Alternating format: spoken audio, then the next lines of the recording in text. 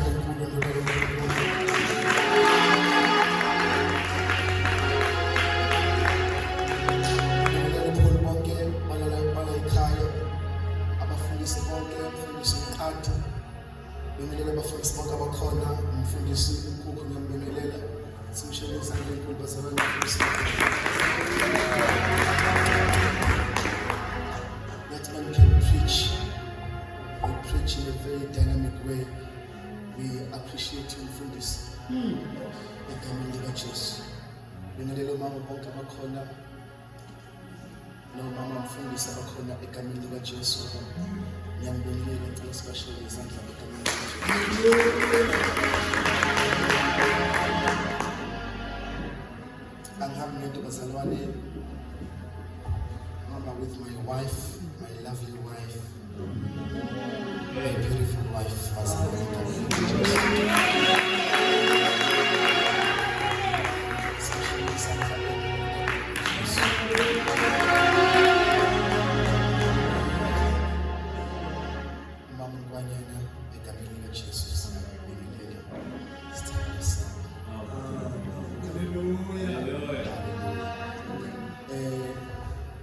igama lami uMlandi Makankwane Isibongo, abanye bangibiza ngomabhodlo omlilo. Amen. Ngiyamthanda uJesu ngimangalisayo. Asindiswa, sasindiswa futhi sasindiswa. Asindiswa when I was very young. Athi uNkulunkulu uselokhela ngizwe manje. Egameni likaJesu. Ngiyamthanda uJesu ngimangalisayo, ayikho into engangihlumisa ngithanda uKristu. Noma ngabe yini. Ngiyamema bazalwane ayemuvuma FM. Ngiyamema ukuthi bebengcele yethu iMega Grace Hour.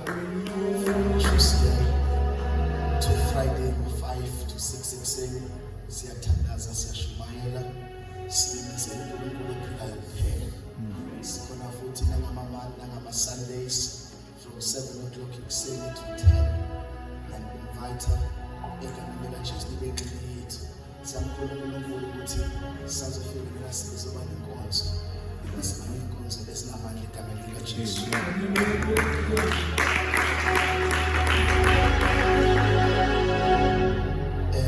Ngiyaxolisa ukuthi bazalwane kuzokwenzeka ngisheshe ngihambe ngoba kusasa sine-funeral esi-attendile kumele sibe khona kamfundisi uDokotela uMakhaya wase-Eyawe Fellowship Center. So sizobe sikhona, so mase siphume siyacela sixolele bangcwele egameni likaJesu. Lokho kuvuke ngo-3 ekseni. Umzimba usasho ukuthi usufuna ukukhathala, usufuna ukuphumula. So siyacela sixolele uma sekwenzile ngesibona siphuma noma ngkwanyana egameni likaJesu. Athenge imali lencole. Hallelujah. Ngicela ke sizwe lenkosi bese siyathandaza egameni likaJesu. Ayikho into ezondwa uSathane njengabazalwane abakhulekayo. Njalo uma abazalwane bekhuleka uSathane akafuni. Ngokuyazi ukuthi mungakanani umonakalo owenzakalayo kuye uma sithandaza. Njalo uSathane uma kumele sithandaze uphosa izinto ezizosenza singathandazi. Ngokuyazi ukuthi uma sike sathandaza kwenzakalani. So uma sibona abazalwane behleli inkonzo kanje siyambonga uNkulunkulu ukuthi kusekhona abazalwane abalalela umoya kaNkulunkulu. Ngicela siyizwile inkosi ebusuku incwadi yokuqala yamakhosi isahluko sesithathu siqale kwivesi le-16. Ngicela uzongivunela ngesizulu bese siyathandaza. The book of 1 Kings chapter 3 from verse 16. And then we are going to pray. Angazi mfundisi ukuthi ngesikhathi sikangenani egameni likaJesu. Njalo kushilo 5 minutes to pray. It's baba siyavala. Ngicela uzosifundela ngesizulu. 1 Kings 3 verse 16.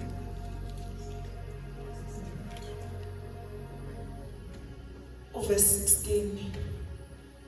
Khona kwafika inkosini abesifazana ababili abayizifebe bema phambi kwayo. Omunye wesifazane wathi, "Enkosi, mina lo wesifazane sihlala ngininye, ngabeletha nginaye endlini. Kwathi ngosuku lwesithathu sengibelethile, lo wesifazane wabeletha naye. Sasindawonye. Kwakungekho mfokazi nathi endlini, kwayithina sobabili kuphela. Mfana walo wesifazane wafa ebusuku ngokuba walala phezu kwakhe. Wavuka phakathi kwamabili, wathatha umfana wami eceleni kwami, incekukazi yakho ilele ubuthongo.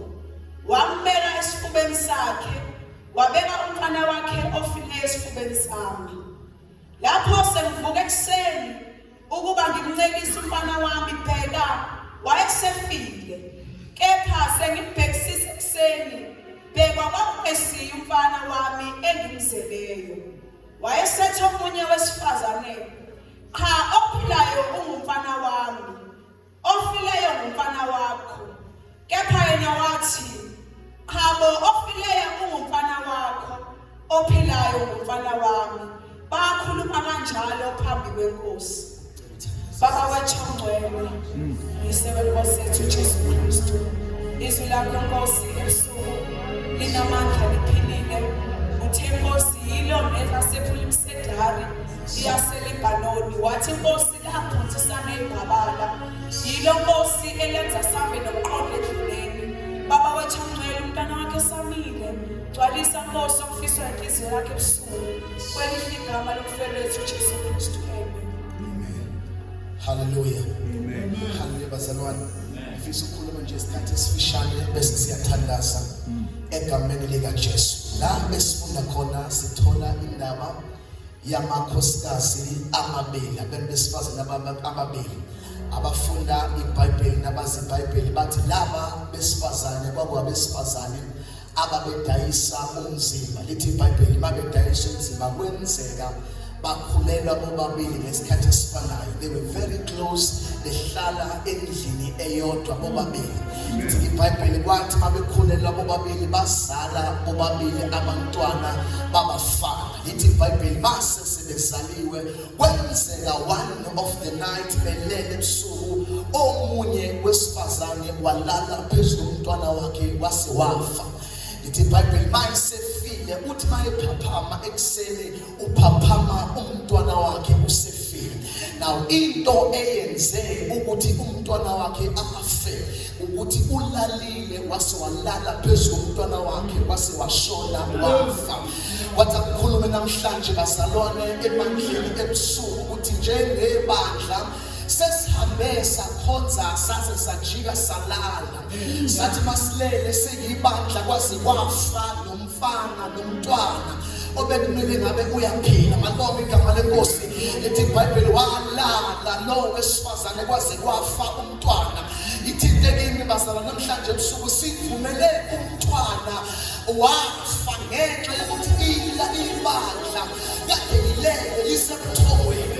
Kwenzeka izinto ebandleni esingazi zenzeke kanjani ngenxa yokuthi ibandla ongabe liyathandaza libhekile lilele lalala ibandla kwase kwangena izinto abangene ebandleni ngenxa yokuthi ibandla ongabe libhekile lilele lalala ibandla kwasuke bonakala izinto zangaphandle sabonakala singene ngaphakathi esontweni abangekho abantu abazokhuza ukuthi lezi zinto sizona ezangaphakathi ngenxa yokuthi ibandla lilalile kwase kwafa umntwana. Lithi iBhayibheli lo wesifazane walala wase walala phezu komntwana wase wafa. Lithi mayisephaphama ubheka umntwana ufike ukuthi umntwana usefile. Kodwa ngithi bazalwane isitha singene endlini yeNkosi sathatha izinto zethu sasinikeza izinto ey'file sasala sinezinto ey'file siyaze sontweni kodwa inkinga umntwana usefile siyathandaza kodwa inkinga umntwana usefile siyanikela kodwa inkinga umntwana usefile. Lonke ibandla elihamba linomntwana osefile lenza izinto noma kanjani sinovuma ukuba ibandla elinomntwana osefile. Noma umoya ongcwele ufike ezokhuluma ebandleni asikwazi ukuzwa iphimbo ngoba umntwana usefile. Mase kufa umntwana ebandleni bonke abantu bayakhomplena njalo akavuka umntwana kangafi.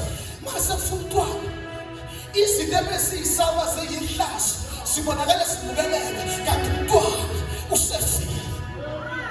Uyafa umntwana ufakisha kwabashumayela epulpiti uzwe ukuthi uyashumayela kodwa umntwana akasekho. Uzwe ukuthi bayahlangana kodwa umntwana akasekho. Mayingasekho umntwana esefile siyahlangana siphinde sihlukane kube ngathi kujwayelekile kanti umntwana usefile. Singavumi ukuba ibandla elifana umntwana. Yabona bese kufa umntwana sikhomplena kakhulu sikhomplena njalo sikhunjuza zonke izinto kanti umntwana usefile. Abantu abazothandaza bayabaleka ebandleni abantu besaba khona ngoba umntwana akasekho. Amen. Makubiza izinto zomkhuleko abantu bakubanele kanje endaweni zokhula ngoba umntwana akasekho. Into ebuhlungu abantu bayaqhubeka nokuza endlini yeNkosi kube ngathi konke kuhamba kahle kanti umntwana akasekho. Noma efika umuntu efuna ukuzokhuluma ebandleni ababembambe bengamvumeli ngicedele kuMoya ngoba umntwana akasekho. Haleluya. Khona izinto njengebandla okumele zingasithusi masenzeka. Ngoba umntwana kumele ngabe nguye osinikeza amehlo kaMoya okubona izinto ezisekude sibone ukuthi izokwenzeka. Kodwa manje ibandla lithukaniswe, lithuka nabo bonke abantu kanti ibandla the watchman ibona abantu kumele bebone izinto ezisekude ababanikezwa amandla. Sisize montwe singaphili kanti umntwana usefile. Masefumntwana njalo abazalwane behlezi bebona izinto ezilonga umfundisi kanti umntwana usefile. Masefumntwana sikhombelisa abashumayelayo sibona abavutha nabangavuthi kanti umntwana akasekho. Siyakhompitha kunokuba sikhonze ngoba umntwana akasekho. Sisize montwe. Sisiza. Yabona uma sekufundana umfundisi, ubona nabafundisi besubstitute amandla kaNkulunkulu, behambe beyokwenza ezinye izinto, bezama ukusubstitute amandla kaNkulunkulu ngoba umntwana akasekho. Jesus. Bayashumayela bona, kodwa umntwana usefile. Haleluya. Bayese sontweni, kodwa umntwana usefile. Lithi iBhayibheli lo wesifazane wabona umntwana wakhe esefile waze wamsubstitutela lo munye wamnikeza umntwana ofile. Khona ezinye izinto zethu siyibandla esitshotshelwe yizona usathane ngoba silalile.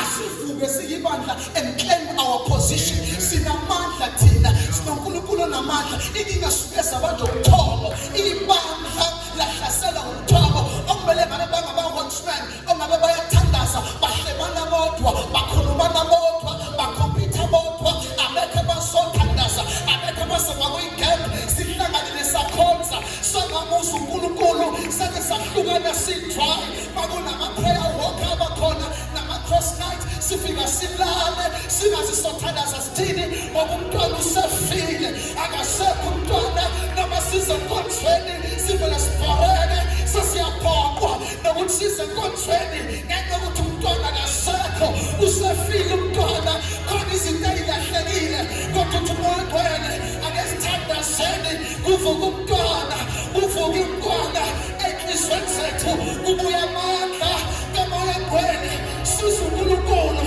esebenza phakathi kwethu, ngoba uNkulunkulu uyafuna ukusebenza ngamandla, kodwa abekho abantu aba-available, bonke abantu babhizi ngey'nto zabo, babhizi ngokwabo, uMoya Ngcwele ufuna ukusebenza, kodwa abantu abekho, abantu balele, babanje ukuthoba, nabefika, amandla kaNkulunkulu asikwazi ukusubona.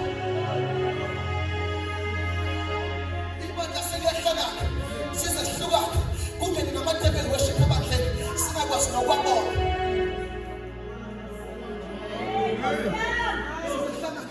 Nama-table worshipers ezingene babe nama-microphone kanti abekho abantu abazokwazi ukubona, kanti befuna bomama, befuna bogogo abazohlala emuva bethandaza bethi ngiyabuzwa lo mfana uyashumayela kodwa khona into engayizwa kahle, khona umsipha awuzwayo emva kwakhe ngoba umntwana usaphila.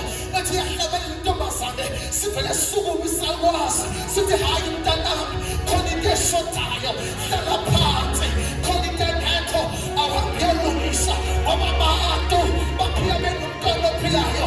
Liphi ibandla elizohamba noNkulunkulu ophilayo, elizoba nomntwana ophilayo? Bakho abazalwane abazomemezela bethi noma kunje somemezela.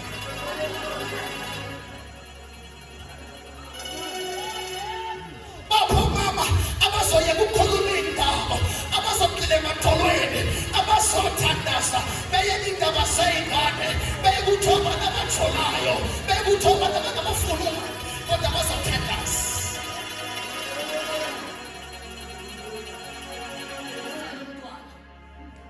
Ufile umntwana. Yabona masefuna umntwana njalo hleli sinakiswe. Njengoba sinakekela imoto, njengoba sinakekela imishado, kodwa umntwana usefile.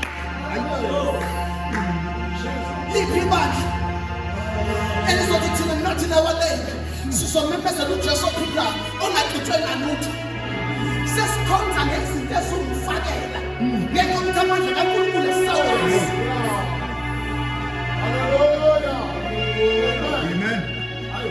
Sivumela izinto zangaphandle sangena ngaphakathi.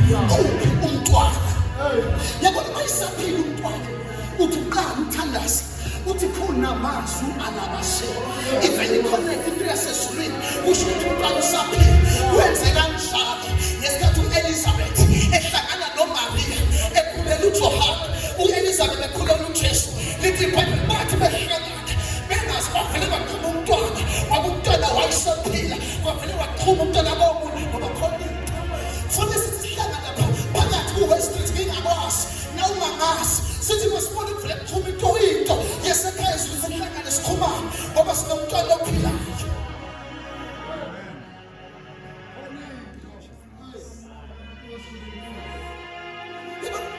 Umntwana esaphila asidingi umemezelo fasting emfundisi kodwa uveluzwa mzalwane ukuthi hayi angikhuphukele entabeni namhlanje. Awulindi ukutshelwa yimi umfundisi ukuthi siyafasta. Umntwana ephila awudingani ukutshelwa ukuthi kumele unikele ngoba umntwana uyaphila. Yabona ukuthi uma umntwana ephila uthi usugqokile ibuka esibukweni. Uma ukuthi umntwana uyaphila uthi usuyibona ukuthi uyosha avela akhulume. Speaking spirit akhuluma umntwana athi wena usagqoki kanje ushikile emphathini. Yakhuluma nje yakhuluma sengiyafazi sengiyathanda. Yabona umntwana ephila sithi sikunetha uvuke ekuseni uhlabelele ngathi akwenzekanga lutho. Bebona uvuke ekuseni uhlabelele ingoma uthi Lord you are worthy to be praised. Beqaleka abantu ukuthi uhlabelele kanjani sikunetha kanje. Beqaleka abantu bethi lo uphelele umsebenzi uhlabelele kanjani kusho ukuthi umntwana usaphila. Uthi usetekisini phakathi uzokela usubhoma ngendlela engajwayelekile uthi uhlele udlulisa imali uthi bawufola lapho uthi khona labasuthana. Beqaleka basebenza ukuthi kwenzenjani kanti abazi ukuthi umntwana uyakhamba phakathi. Ikhomiti yasekhaya ezulwini udlulisa imali uthi bawufola lapho halabasuthana. Uthi uyakhonta kukhesha uthi mazula labasiya. Oh yasalwana ngoba umntwana uyaqhuma uthi udlula nje. Uyazi ukuthi oPeter noPaula babengasayibeki izandla kubantu babedlula nje. Isithunzi sabo sithinta abagulayo bevele bephile ngoba umntwana wayephila. Lithi iBhayibheli babevele bephosa amaduku nje bese bayaphila. Maphila umntwana uthi uphakathi ufundise esikoleni uthi uyabhala ebhodini umzweni uthi phakathi examini uzwe ukuthi khona into ekhalayo phakathi uzwe ukuthi umntwana uyaphila usavuka ngaphakathi. Beqaleka ekhaya bethi nani nophele nomsebenzi kwenze njani ngani ngoba ba-understand uthi kunomntwana ophilayo ngaphakathi kwakho. Lithi lento ivalele emathanjeni abo alifuna ukuba ngithule noma bezama ukukuthulisa bebona uvuka ngamandla. Haleluya. Simbulelele umntwana ufile umntwana. Yabona bafuna umntwana njalo lapho selona makuzoba nenkonzo bayakhulumela. Mayisefuna umntwana uthi uyafasta njalo nani usulambile usufuna ukudla umntwana usefile uthi nje usewu-8 usulambile usufuna nokudla khona into esingasekho kahle umntwana usefile. Sisize molodweni akavuka umntwana sihlangane basamane sizehlukane singamasikazi sibuze uNkulunkulu singazehlukane that says the Lord. Sizehlukane siyemakhaya sisafana akumele kube njalo kodwa kumele masihlangana omunye eqhume ngey'limi omunye bese interpreta omunye bese confirm ngoba umntwana uyaphila. Iphile ishonele ngithi iBhayibheli kusenguye izolo nguye namhlanje nguye naphakade akashintsha kaguquki loNkulunkulu kwenzakalele umntwana ushonile.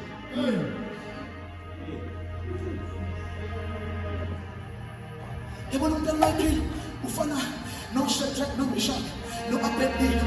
Lithi iBhayibheli baba umntwana wabo wayephila bathi noma bethele kuthiwa sizomphose esithandweni somlilo bangakhathazeka bayikhululekela nje ngoba bayazi bahamba nomntwana ophilayo noma inkosi isisho ithi umlilo sowuphindaphinda ngasikhombisa lithi iBhayibheli baqhubeka bathandaza 3 times a day bevulile amasango ebhekile eJerusalema ngoba bayazi ukuthi umntwana uyaphila lithi iBhayibheli kwabizwa amasosha kodwa azobathatha befaka esithandweni somlilo lithi iBhayibheli bathi bebathatha amasosha amaphose emlilweni lithi iBhayibheli avelasha ngoba babephoswa abantu abangenayo umntwana ophilayo lithi iBhayibheli kwabonakala amadoda amathathu ukunokubashe avela ngasha abonakala esizulazula esithandweni somlilo yebazalwane ngo-2022 umntwana esaphila noma amadimoni asibasela umlilo omngakanani sobonakala sizulazula sobonakala sihamba sobonakala sidlule beze bebusayo bethi benzenjani nalaba kanti umntwana wethu uyaphila lithi iBhayibheli oShadraka noMeshaki no-Abednego babehamba bekhululekile sizodlula lapho kuthiwa kudlulwa khona sizongena lapho kuthiwa kungenwa khona ngoba singena isotha kodwa sihamba nomntwana uyedwa hamba phambili ungena kuqala sithi sifika thina osengenile umntwana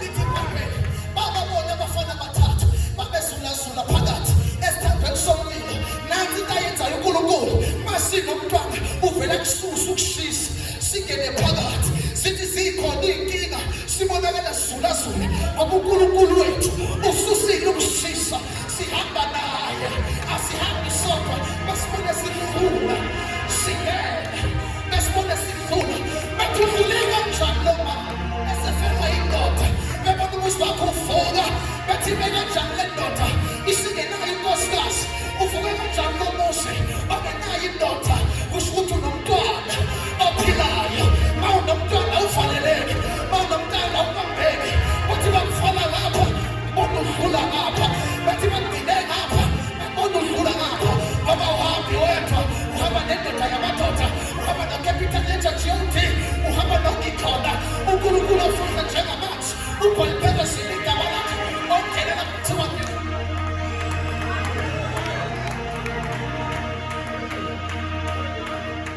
bazothi bevale ngomeko basibone isiweko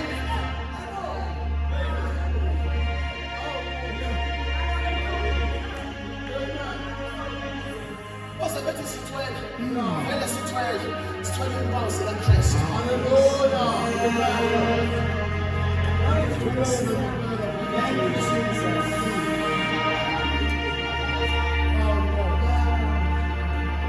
ithi iBhayibheli abantu bafaka abafana abathathu lithi laba ababebafaka babona indoda yesithile kodwa laba ababephakathi esithandweni somlilo abazange beyibone indoda yesithile kuyenzeka ungene ezimeni ungaboni ukuthi uNkulunkulu ukhona kodwa abantu abakubonayo bethi ngeke ahambe yedwa kanje kusho ukuthi khona uNkulunkulu haleluya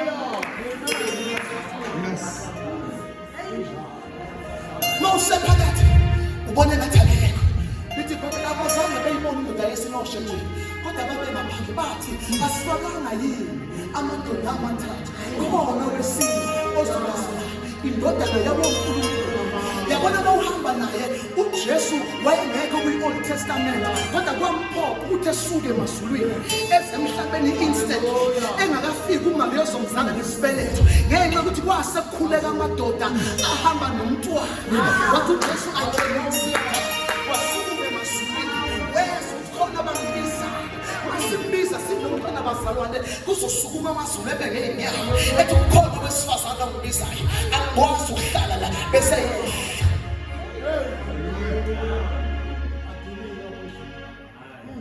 umntwana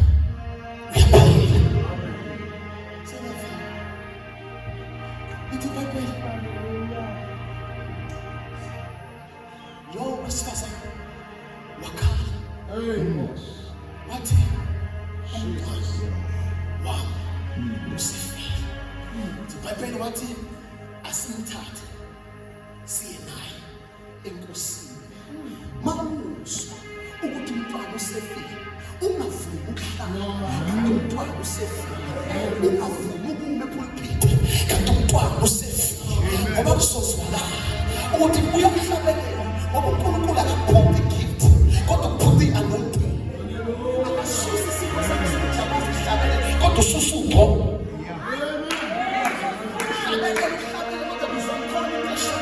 Kodwa mayiphila umntwana uvele ushude umhlabelele ukuthi no uyabathwala bakhe uyabahola endlini kodwa kusho ukuthi usho unomntwana ophilayo uvele uqhubekile yasekhaya.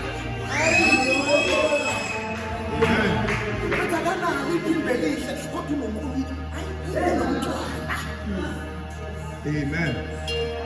Ukuthi siyamazi nje nomama noma nje umama ojwayelekile nje kanti umama ojwayelekile kodwa unomntwana ophilayo. Amen. Lithi bathi asambe naye enkosi. Iyacela namhlanje sihambe nabantwana bethu abafile. Siye nabenkosi.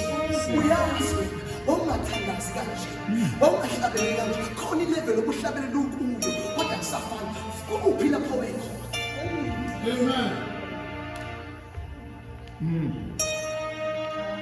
Help us, Holy Spirit. I have another message, but uNkulunkulu is leading me to this message. Angazi why, but ngiyayizwa emoyeni wami.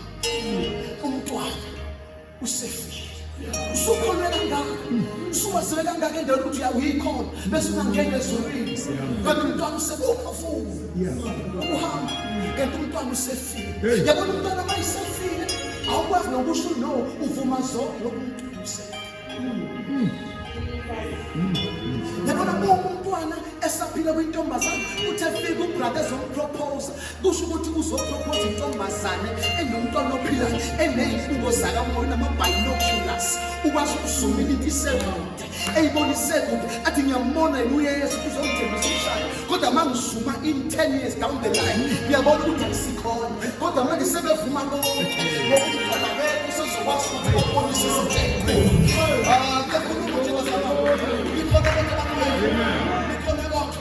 funeka usisabana abanomntwana ophilayo noma esubrother ezoproposa kusho ukuthi upropose usister nomntwana ophilayo athi ngiyabuza ngiyacela kodwa into-ke mayifuni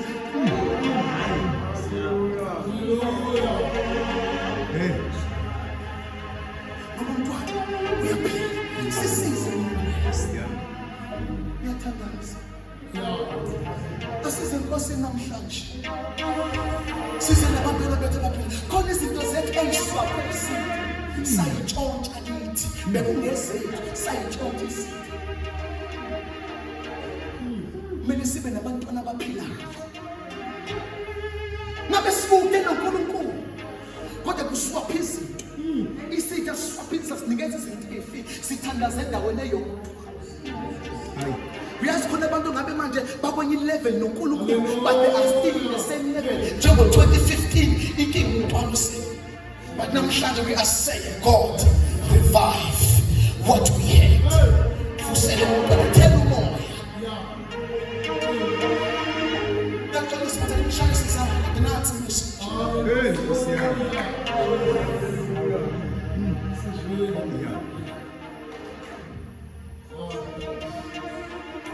Bamthatha baya naye enkosini. Inkinga yethu umntwana esefile sithela abangani bethu nokutshela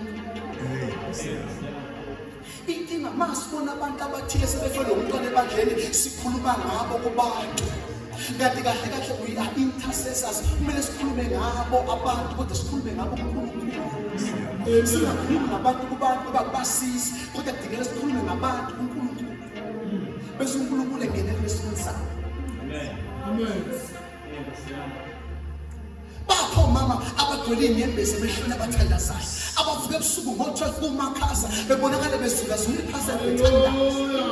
Bapho mama abazozila ukudla bethi siyathandaza thandazela abantwana bethu bezulazula emaphaseni bebeka izandla iy'ngane zabo ebusuku zilele zithi ibhebe ihunga ingane bezulazula emakameni bebeka izandla bethi wena umprofethi wena ungumvangeli wena uyi-worship bekhuluma izinto engathi sikhona zingekho.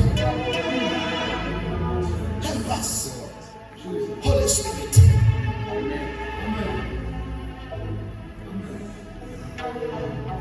Help us, Holy Spirit. Umntwana usefile. Funa ukusebenza uNkulunkulu kodwa abantu abasenayo umntwana ophilayo. iy'ntayela zasezweni liyilethe ngaphakathi esontweni. Izinto ezenziwa ngaphandle sizoyi-adopt kanti yizwe okumele liqophele thina lenza izinto esizenza ebandleni ngoba siwusapoti wezwe.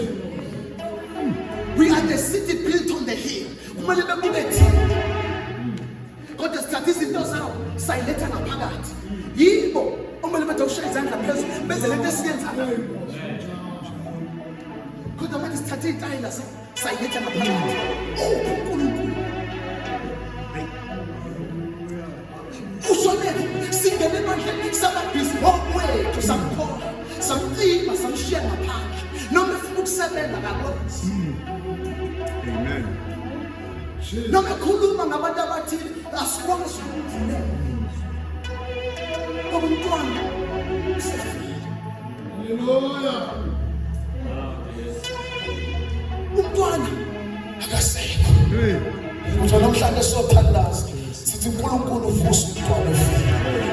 Lithi iBhayibheli bamthatha umntwana ofile bambamba bamthatha umntwana baya naye enkosini. Namhlanje njengoba sila emthandazweni sithatha abantwana bethu siya nabo enkosini, size nabo enkosini. Siyazi sebefile, siyazi sekuyashota kodwa sizobathatha. Asinenda usayi kangakanani, asinenda ukuthi sopha kangakanani kodwa sizobathatha abantwana bethu siya nabo enkosini. Noma singafika sesikhuluma ngamadolo as long as sifikile enkosini. Kwesinye isikhathi sofika sihamba ngezisu noma sesishayekile as long as sifikile enkosini. Yebo salone akesiya abantu sihambe siya enkosini. Into zethu zikhona kodwa itholakala enkosini. Amanhetha akhona kodwa senkosini. Ugqobo lwethu lukhona kodwa senkosini. Iphezimuli ikhona kodwa isenkosini. Akesukeli kubantu singene abantu sihambe siya enkosini. Khona izinto ey'namandla amazulu ezozenza kodwa kufanele sisuke kubantu.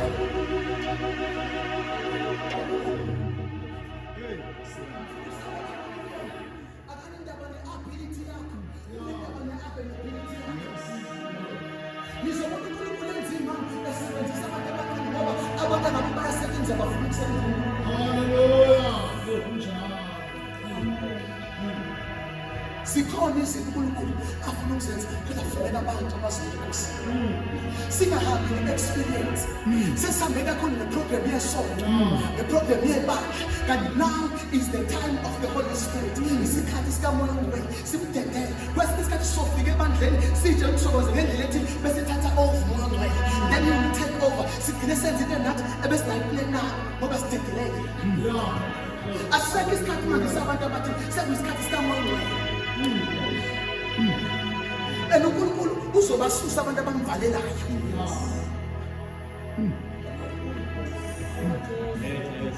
Sisithathe kakhulu kwi-program kanti uHoly Spirit une-program yakhe.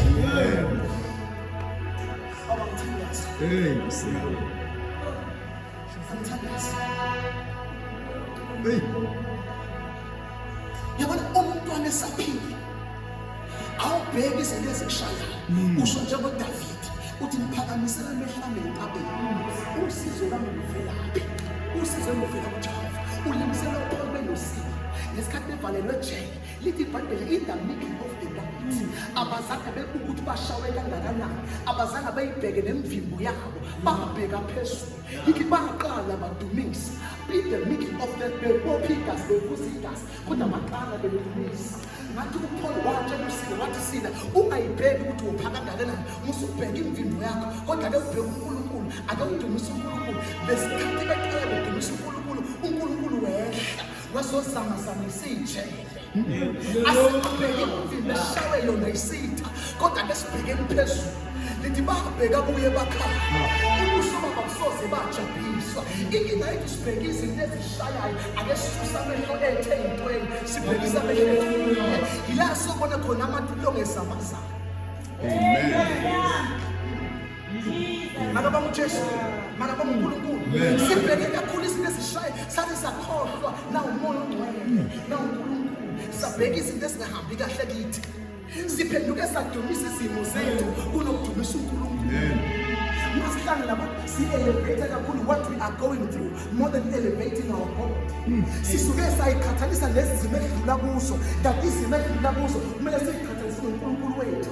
Njalo uma uyikhathalisa nesimo sakho uyosibona isimo sakho sikhulu kunawe, kodwa isimo sakho siqhathanise noNkulunkulu wakho, uNkulunkulu wakho mkhulu kunesimo sakho. Abazalwane badumise kakhulu izimo abadlula kuzo more than uNkulunkulu wakho. We worship what we are going through more than worshiping our God. Sidumise izimo zethu. Noma sibingelelana sithi awuyiyo nje iCovid yasibulala. Noma sibathiwa uyiyo emahlakho noshukela. Sidumise isimo kunokudumisa uNkulunkulu. Asidumise isimo esidumisa uNkulunkulu. Amen. Asikhulumi lokho esikubonayo, sikhuluma lokho esikufisayo. Uma lokho esikubonayo kuyilokho esingakufuni, asikukhulumi, sikhuluma lokho esikufunayo, size sibone lokho esikukhulumayo.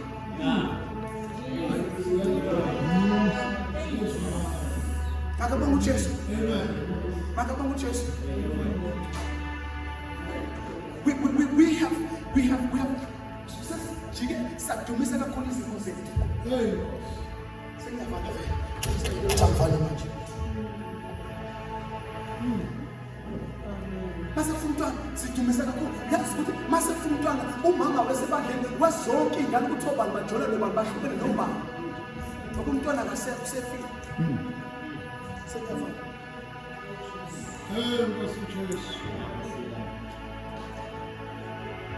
Kodwa lekhaya bathatha umntwana bayenayo enkosi. Namhlanje size kuwe uNkulunkulu. Uzovusa abantwana bethu abafile. Khona abanye abantu la uNkulunkulu befuna ukubanikeza izinto ezinkulu enamandla kodwa isika sayihlwitha ngoba belele. Silele kakhulu abantu bebethandazela izinto wathi uNkulunkulu eseyidedelile kwasho ukuthi sebelele usathane wayithatha but we are returning them namhlanje. Amen. Sizoyibuyisa izinto esithathe kakhulu izinto zethu kuba lesibheke but manje siyavuka. Rise. Amen. Oh Jerusalem. Siyavuka manje. We are tired. Ukuhlushwa abadumoni sithandaza sikhona. We are tired ukuhlushwa usika sikhona. Siyavuka sithatha indawo yethu asebenzele